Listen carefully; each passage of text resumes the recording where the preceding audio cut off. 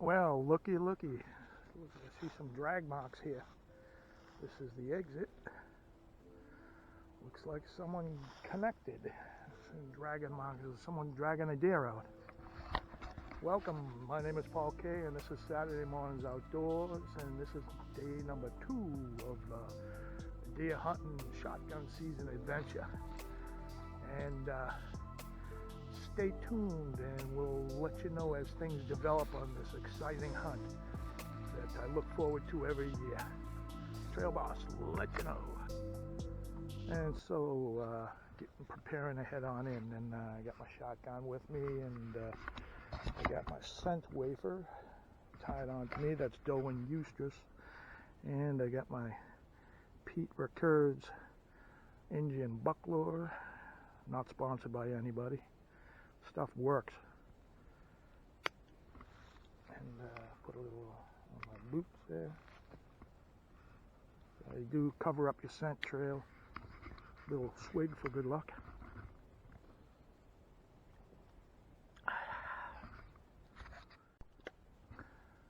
And today, this go around, we're not going to hunt Twin Whirlpools area. We're going to hunt another area, and of the Hockamock swamp. And the conditions, it's a little cooler today. The it's supposed to be in the 40s. Winds out of the west, and you can see it's a nice fall day. This is how the weather's supposed to be. We'll see if deer are going to be moving.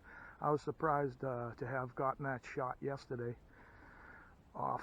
It was so warm I didn't expect to see deer, and wouldn't you know it. But winds out of the west, temperatures in the 40s today, and very comfortable for hunting.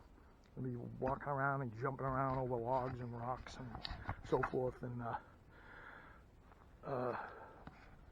as I said yesterday, it's about 3 or 4 days in on the new moon, and barometric pressure is falling. We're supposed to get rain tomorrow. So when I left, it was 29.98 and starting to fall. So that may make the deer move too. So we're ready to go. We got just straight buckshot today, Remington 870, and faithful old trusty Remington. And we're hunting for deer, white-tailed deer, eastern Massachusetts in the Hockamock swamp. Trail Boss, let you know. So a perfect example of a deer travel lane, well used.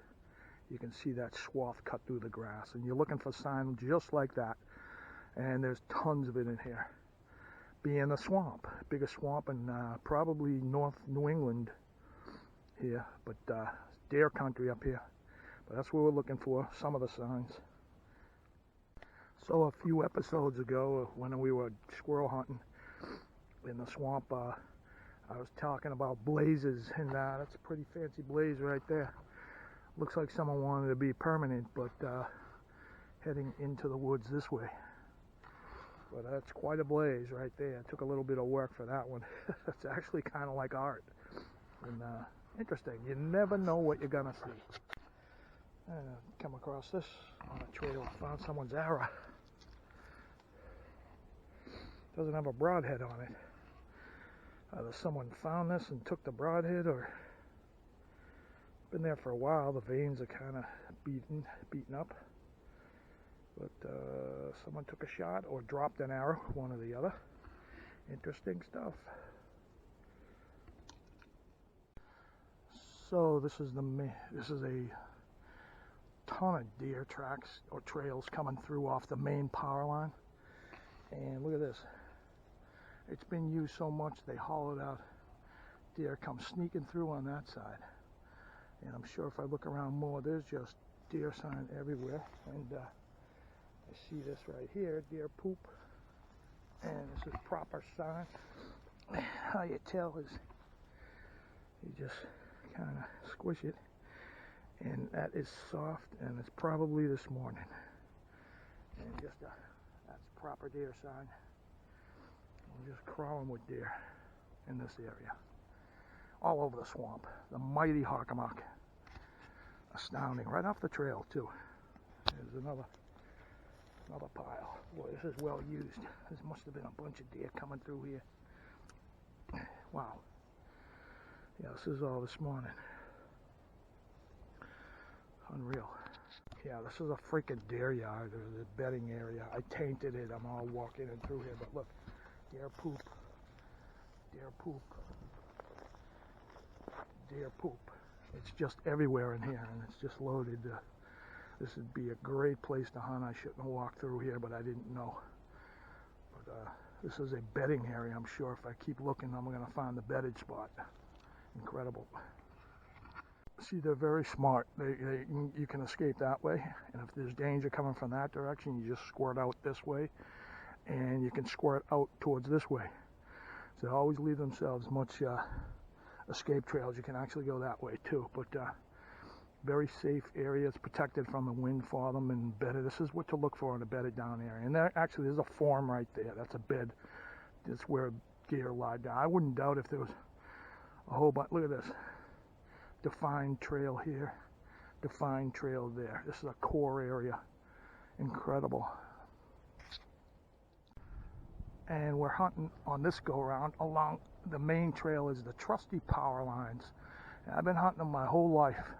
No matter where you go, no matter which county in this country, anywhere you go, if you're a beginner hunter, look for the power lines. That's where some of the remotest lands are, and these access roads are maintained by the power company for access to obviously these power poles, and it's some of the best hunting in the county that you can find, the most remote land, because they got to get the power from A to B.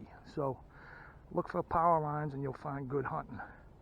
And actually, when you hunt them enough in the morning, about 5, as soon as the sun gets up, you start to hear this really loud hum. And that's civilization waking up and starting to turn on all their coffee machines and radios and TVs and whatever. And you can actually hear that giant voltage humming through there. But that's what happens when you hunt power lines for a long time. You get to know the subtleties. I'm sure all you guys know that anyway. So, but rambling on. So a few videos ago, I did survival snares for the bug out bag. And this is exactly what I'm talking about. Now, this ain't a deer trail. This is a small game trail right here. And you would set your snare right around through there. And there's millions of them everywhere. And you'll look for poop, raccoon poop, and possum poop. Don't touch it. It can be dangerous. But just set your snares there, and you'll have meat. But that's what I mean by small game trails, is you look for those, and you'll be able to procure yourself some meat in a survival situation. And that's how you do that. So this is what's going on in this area, is they are just bedding right off these power line roads. The trail goes right in. More deer poop right there. And it's a deer form here, a deer bedded down there and in here. So they're just staying right off the edge of the trails. And they leave themselves many escape routes. So I'm sure this is atypical of any power lines anywhere. And but there's just a bunch of sign around in this area, that's for sure. Trying to break it down so you beginners can get a hold of this, and maybe even people that already know can maybe pick up something. But deer are creatures of edges, and full on true. I mean, there's so much deer sign thick in here. The edge of the woods, they can bolt in there, and more wider open area. And this is a full-on yard here. You got this brush hiding the main dirt trail, and they just can walk around out here undetected by us. I mean, if you're a coyote, they can't escape the smell, but they are creatures of edges. So you look for the edges like this, woods, and then wider open areas, and you're gonna find deer. All right, so I made it up into my tree stand. No problems. Saw a lot of deer sign on the way in, and now I'm gonna sit. And I got this set up on the edge of the swamp area and the woods. Like I just said, they're creatures of edges, the deer are. So I'm gonna sit up here, and this area is deer stand heaven. It's getting very popular. maybe they've seen a lot of other guys dragging deer out, and there's a deer stand every friggin' 300 yards. But we're gonna give it a hunt up here a little while and see what I can dig up. And I'll shut my mouth now. I'm being awfully loud, but trail boss, let you know what happens on the sit. Just as a little side note, this spot right here has been extremely popular. I mean, 45 years ago, the old school deer stands with the, you had to lug in 2x4s and plywood, and right in that area there, and me and my buds, teenager Huck Finns, all of us would all take turns hunting that stand right there, right on the edge of the swamp. So this is a very productive area, and traditionally has been. I guess the deer don't change their minds too much. As you can see, some of these roots coming in and going out. It's like an intersection, but always been a popular. And that area right there always has had a deer stand in it, and built an old school one, built there 50, 60, 70 years ago. We didn't build it, but we used it. Generally, all the years I've been hunting here, 99.99, if not all of the deer I've ever seen come through this way, along the water, along the swamp, and they're moving either that way, that's towards the power lines, or they continue along the swamp. And I never see deer coming from the power lines going into this direction. It's always been they come from this direction. They're skirting the edge of the swamp. Then it's more brushy over there. And that's generally how it seems to go, these patterns of these deers coming through. Or they still stay right along the swamp here. But I never see them coming in from this direction. Interesting. I'm not saying it don't happen. I'm sure at night they go any way they want, but that's how I find it. I'm hearing stuff a couple 100 yards over in this direction, and I'm going to get down, and I don't know if it's a squirrel searching around for nuts or there's movement in this direction. He seems to be hung up over there. I'm going to get down and do some investigating. So we're going to give it a whirl over in this direction, along the edge of the swamp there. That's where I heard most of the stuff. And this super gorgeous area is part of the full-on swamp. And it's big, man. It's 10 square miles bigger than that. And this filters all the water. Very important land matter, land area to this area of southeast Mass, and filters a lot of the all the water for the most part. Stunningly gorgeous. But this is the real swamp. All the critters know where to go too. See, someone else has got a tree stand set up here. You can see the power lines in the background. Very popular area. One year there was freaking 10 or 15 tree stands in here. I didn't even know I bothered hunting here in a tree stand because there's just too much human activity. Though there are tons of deer in here, it might have supported. I don't know, but there's a lot of tree stands that one year. But still, this is a great area to hunt. And so check this. I love this.